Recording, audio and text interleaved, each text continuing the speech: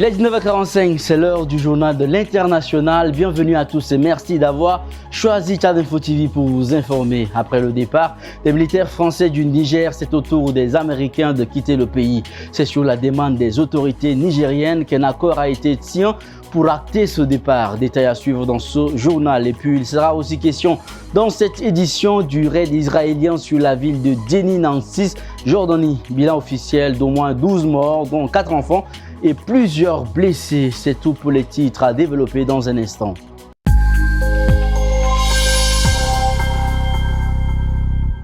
Mesdames et messieurs, bonsoir et bienvenue si vous nous rejoignez. Après le départ des soldats français, le régime militaire au pouvoir au Niger exige désormais le retrait des forces américaines. Le millier de soldats américains déployés dans le cadre de la lutte anti-djihadiste ont jusqu'au 15 septembre pour quitter leur base d'Agadez selon les termes d'un accord scellé entre les deux parties. Yves Ismaël nous en donne les détails. D'ici 4 mois, plus aucun militaire américain ne stationnera au Niger. L'annonce a été faite le 19 mai à Niamey, la capitale, après plusieurs jours de discussions entre la junte au pouvoir et une délégation du département d'État américain. Les quelques 1000 soldats déployés dans le cadre de la lutte anti-djihadiste ont jusqu'au 15 septembre au plus tard pour quitter leur base d'Agadez, qui sert à des opérations de renseignement et d'antiterrorisme dans le Sahel et au Sahara. L'accord scellé en toute transparence et dans un parfait respect mutuel entre les deux parties selon le communiqué conjoint signé par le ministre de la Défense nigérien Salifou Modi et le secrétaire adjoint à la Défense américain chargé des opérations spéciales Christopher Mayer. Clos plusieurs semaines de tensions entre Washington et les autorités de transition nigériennes aux affaires depuis le coup d'État de juillet 2023 contre le président élu Mohamed Bazoum. Après le Mali et le Burkina Faso, le Niger est le 3e pays du Sahel dirigé par des militaires à rompre ses partenariats militaires avec certains de ses alliés occidentaux. Comme ses deux voisins avec qui il a formé l'Alliance des États du Sahel, Niamey s'est aussi tourné vers la Russie en avril et en mai. Une centaine d'instructeurs russes se sont installés sur la base aérienne 101 située à côté de l'aéroport de Niamey, chargée de la formation des soldats nigériens au maniement du système anti-aérien. Ils partagent le site avec leurs homologues américains.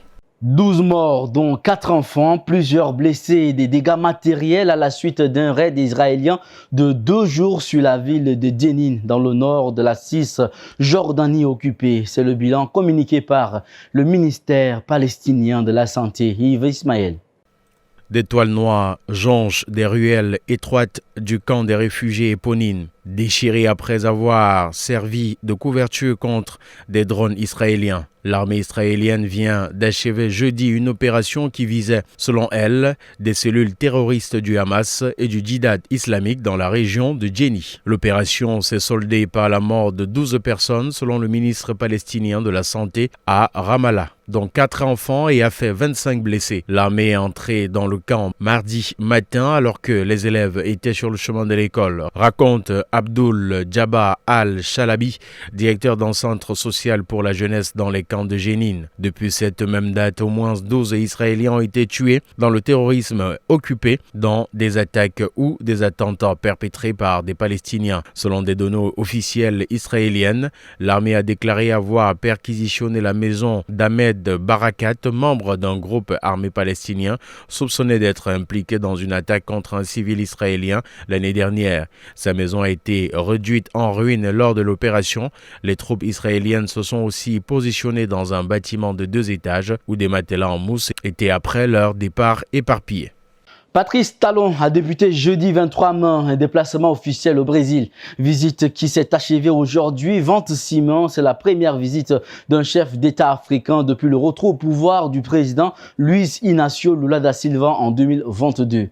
Entretien, ceinture de partenariat stratégique entre les deux pays avec une séquence tourisme mémorielle. Une grosse visite selon un diplomate béninois. Ngena Ondoum Cynthia. Tête-à-tête avec le président Lula jeudi 23 mai, premier jour de la visite signature d'accord indéjeunée en l'honneur de Patrice Talon avec le gouvernement et le monde économique brésilien. 4 ministres béninois sont du voyage, ceux des finances, des affaires étrangères, de l'agriculture et de la culture. Le principal temps fort du séjour du président Patrice Talon est la rencontre avec son homologue brésilien, le président Luiz Inácio Lula da Silva au palais du Planalto. En marge de cette rencontre, le chef de l'État a effectué également des séances de travail avec les autorités politico-administratives des villes ou des États qu'il a visités. Des signatures d'accords sont aussi au menu de ce voyage. Placée sous le signe de l'amitié et de la coopération, cette visite officielle est la première d'un chef d'État africain depuis le retour au pouvoir du président Luiz Inácio Lula da Silva. Cette visite du président Patrice Talon en terre brésilienne est le signe des bonnes relations entre les deux États qui partagent un riche patrimoine historique et culturel. De manière plus générale, le Brésil est désormais le 7e partenaire commercial de l'Afrique après les États-Unis, la Chine, la France, l'Italie, la Grande-Bretagne et l'Inde. Le Brésil achète en Afrique principalement des hydrocarbures et exporte des produits agricoles comme la viande de bœuf. En 2007, le Brésil a enregistré un déficit commercial de 2,75 milliards de dollars dans son commerce avec les pays africains. Le président russe Vladimir Poutine rencontre le roi de Bahreïn, Hamad Ben Issa Al Khalifa, dans le cadre de sa visite de 2 jours à Moscou. Le dirigeant russe déclare que sur de nombreuses questions de l'agenda international, les positions Russie-Bahreïn sont proches. Commentaire de Néné Fatimé Brahim. Hamad Ben Issa Al Khalifa est arrivé mercredi à Moscou où il a été accueilli par une cérémonie de bienvenue retransmise en direct à la télévision russe. Dans une déclaration poignante jeudi dernier, le roi de Bahreïn a souligné le rôle crucial de la Russie dans le maintien de la paix au Moyen-Orient. Le roi Hamad Ben Issa Al Khalifa a révélé qu'un accord a été conclu pour lancer une conférence internationale pour la paix à Bahreïn. Il a spécifiquement sollicité le soutien de la Russie, affirmant que sans son appui, cette initiative perdrait toute sa valeur. Ces remarques éloquentes ont été prononcées lors d'une rencontre historique entre le roi de Bahreïn et le président russe Vladimir Poutine lors de la visite officielle du roi à Moscou. Au cours de cette visite de 2 jours, les deux dirigeants ont abordé divers sujets, notamment les relations commerciales et la politique internationale. Dans la deuxième partie des pourparlers, le président Poutine a exprimé son intérêt pour l'opinion du roi sur la situation du Moyen-Orient. Il a également évoqué les relations économiques entre les deux pays, notant des progrès positifs dans le commerce bilatéral. Bien que les chiffres actuels soient encore modestes, le président Poutine a souligné l'élan positif et a mis en lumière environ 30 grands projets d'investissement en cours de réalisation entre la Russie et le Bahreïn. L'armée de la République démocratique du Congo a annoncé ces 19 mai avoir déjoué à Kinshasa une tentative de coup d'État. Cette tentative a impliqué des Congolais mais aussi plusieurs Américains et un Britannique. Un incident qui soulève beaucoup de questions sur fond de tensions politiques et de conflits dans l'Est. Yves Ismaël. Cette annonce est intervenue alors que des tirs d'armes automatiques avaient été entendus en fin de nuit au bord du Palais de la Nation qui abrite des bureaux du président Félix Tshisekedi. Après l'attaque par des hommes armés du domicile d'un ministre situé à proximité dans la commune de Gombe au bord du fleuve Congo. Une tentative de coup d'État a été étouffée dans l'œuf par les forces de défense et de sécurité, a déclaré dans la matinée à la télévision nationale le général Sylvain Ekenge, porte-parole des forces armées de la RDC. Une quarantaine d'assaillants ont été arrêtés tandis que 4 autres, dont leur chef, un certain Christian Malanga, un Congolais naturalisé américain, ont été neutralisés définitivement par les forces de sécurité, a-t-il précisé dans la soirée, tandis que le gouvernement condamnait dans un communiqué cette tentative de déstabilisation des institutions du pays.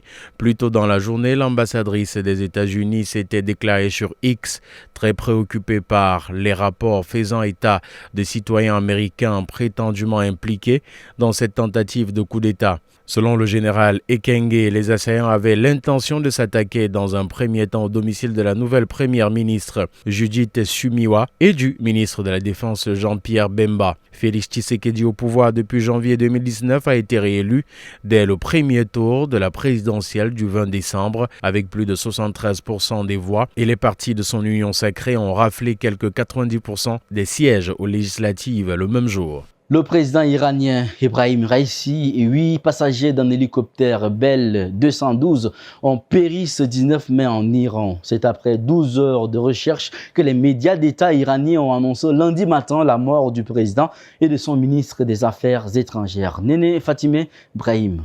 Le président Ibrahim Raïssi et son ministre des Affaires étrangères n'ont pas survécu à l'accident d'hélicoptère près de la frontière azerbaïdjanaise. C'est ce qu'ont confirmé plusieurs médias d'État après une nuit de recherche intense dans le nord-ouest de l'Iran. D'importants moyens ont été déployés pour retrouver l'hélicoptère depuis l'annonce de sa disparition.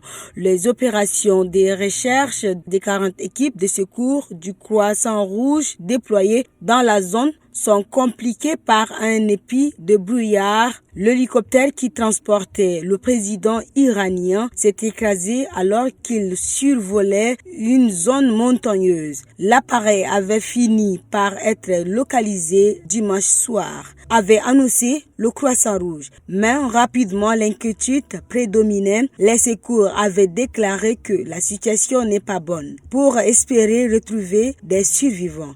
Ibrahim Raïssi était en déplacement dans la province iranienne de l'Azerbaïdjan oriental pour inaugurer un barrage avec le président azerbaïdjanais Ilham Aliyev, le troisième que les deux pays construisent conjointement sur la rivière Aras. La télévision d'État a déclaré que l'accident s'est produit près de Jolfa, une ville située à la frontière avec l'Azerbaïdjan. Après quelques 600 km au nord-ouest de la capitale iranienne, Téhéran. Le président du Conseil européen, Charles Michel, a présenté ses condoléances après la confirmation de la mort du dirigeant iranien et a déclaré que l'Union européenne et ses partenaires suivaient la déclaration de près. Sous sa direction, l'Iran a lancé le mois dernier une attaque de drones et de missiles sans précédent contre l'Israël et a connu une vague de contestations inédites fin 2022 à la suite du décès de Mahsa Amini,